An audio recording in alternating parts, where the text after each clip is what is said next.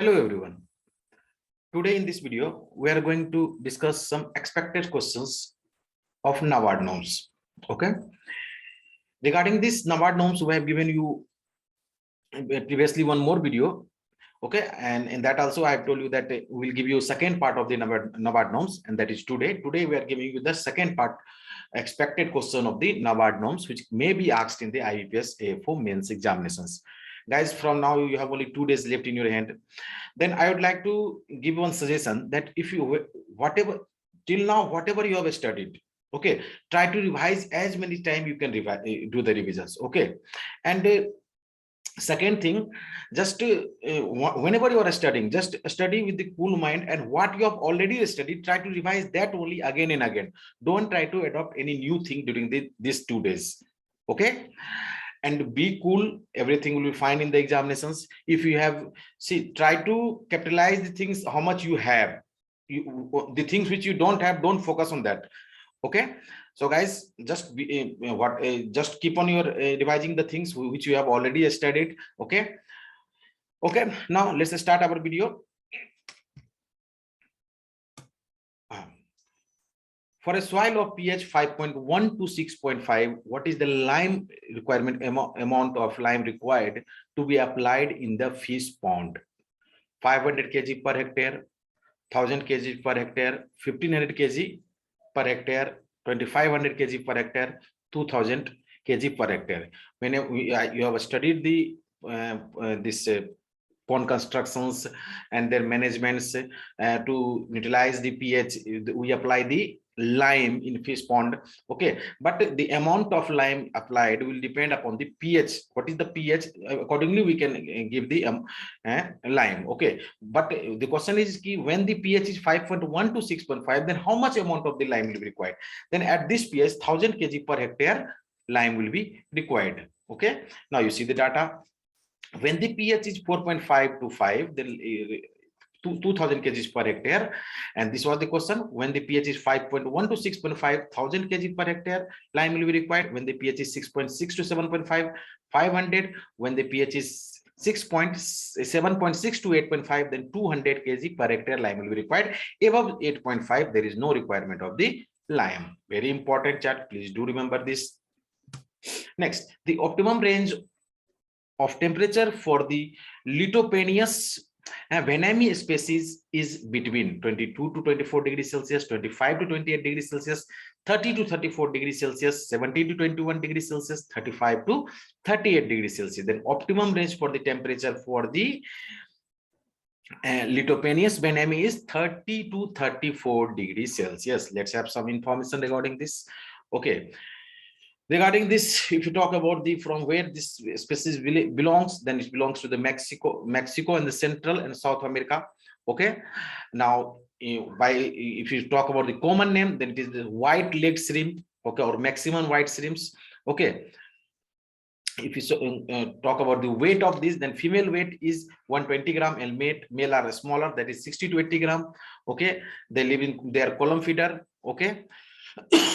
Now, when you talk about the temperature requirement, then best temperature requirement is 30 to 34 degree Celsius for their growth. pH range will be 7 to 9, and optimum pH will be 8. Next question. Which fish, once fish is frozen, that that is preservation method, it must be stored at a constant temperature of dash or below in order to maintain a long shelf life and ensure quality. A large portion of the fresh fish is water. Okay, we know in the body of the fish, large portion is water only. Then after once the fish is frozen, then at what temperature it should be stored? Minus 32 degrees Celsius, minus 30 degrees Celsius, minus 26 degrees Celsius, minus 23 degrees Celsius, or minus 28 degrees Celsius. Then it's minus 23 degrees Celsius. Let's have some information. Once fish is frozen, it must be stored at a constant temperature of minus 23 degrees Celsius or below in order to maintain a long shelf life and ensure quality. Okay, now the International Institute of Refrigeration recommends a storage temperature of minus 18 degrees Celsius for lean fish and such as cod and haddock, and 24 degrees Celsius for the fatty species like mackerel. Okay, now what is the capacity utilization of fish cold storage in peak season, 70%, 80%, 85%, 90%, and 75%. One similar question was I've asked you from the godown section, that maximum utilization capacity in godown section also it was how much? 90%. Here also it is during the peak season, field cold storage capacity utilization is 90% only. Okay, see, capacity utilization is 90% during the peak season, that is August to September. Okay, and during when it is not the peak season, it's 60%. Average capacity utilization will be 70%. Okay, in the first capacity utilization in the first year will be 40%. Rent charge will be 50 rupees per pellet per day. Okay, then these are some important information. You must study this. Take this screenshot, you can study it. Now, in this questions, we have to discuss regarding this is also we have taken this question from the all the questions in this are from the Nabard norms sections only. Okay, and in the before we have studied the in the last video we have seen question from the combine harvester, fish cum poultry farming. Again, you have seen that the fish cum dairy farming, layer, boiler, goat and sheep. All these things you have seen here. Also, in this we are seeing mainly with the fish sections. This question is a let's see this question, that it is an intensive approach as compared to other aquaculture production system wherein very high fish productivity is obtained using minimum water. This system rears fish in indoor tanks within controlled environment as against the traditional method of growing fish outdoor in open pond. Very important question. Options are inlet wet systems, integrated aquaculture system, recirculatory aquaculture system, biofloc fish farming system, aquaculture integrated system. Okay, then the right answer is RAS, that is recirculatory aquaculture system. Okay, see what we do in this. In this, what we do that under recirculatory ecosystem, everything is done in the controlled manner, indoor manner. Okay, what in this water is recirculated, reused. Okay, and therefore this fish will be stocked with a very higher with a high stocking density with using minimum water. Okay, and the recirculation will also help in oxidizing the harmful waste or harmful waste products such as the unconsumed food, undigested food, these all things. Okay, in this you see, if you see under this, then the water in the fish tank is continuously passed through three type of filters. One is mechanical filter, another is biological filter, and the last one is the trickling filter. You must know the function of each. What happens? The role of mechanical filter is to remove all the suspended solids, whereas the biological filter is to convert harmful ammonia into nitrate by the help of bacteria like nitrosomonas, nitrobacter. Similarly, the trickling filter will help in removing the carbon dioxide and hydrogen sulfide from the water.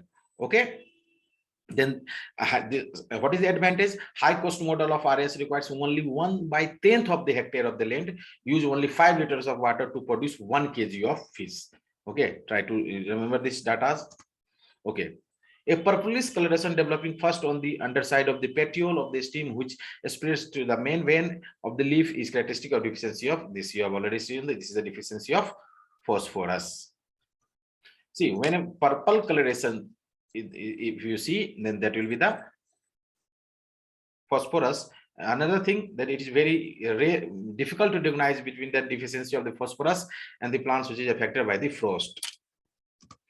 Number of poultry batches per year, that is 1, 2, 4, 6, or 8. Then it is 8. We have already given you data study. You see that is 1 hectare. Or when you talk about this we are talking about the fish cum poultry one. Unit size will be 1 hectare. Grow out period of the fish will be 11 months. Stocking density of the fish will be 5,000.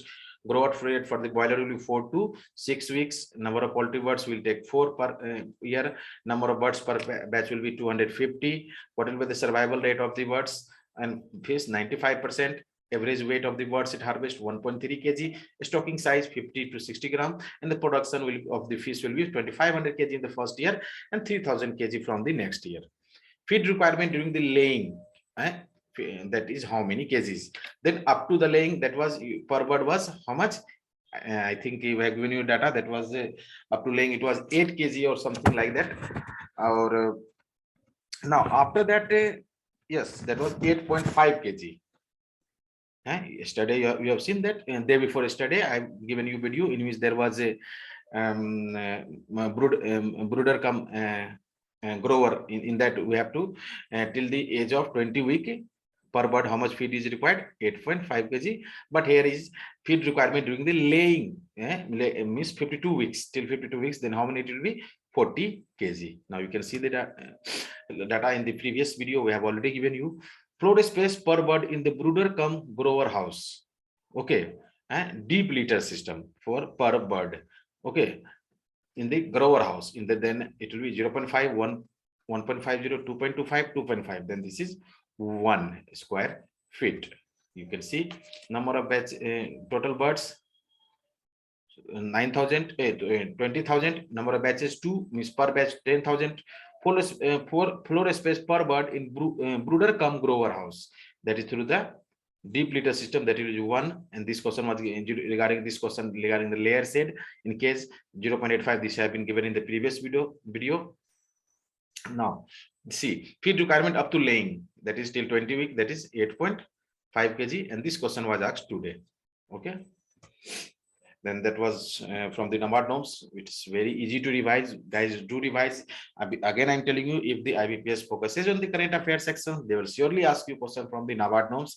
And regarding the last minute notes, I've told you that we have already this uploaded in our website. You can sign in and study it from there. It is very useful. For the last 3 days we have tried to cover almost all the important things which are very beneficial for your upcoming IBPS Afo examinations. Okay guys, thank you.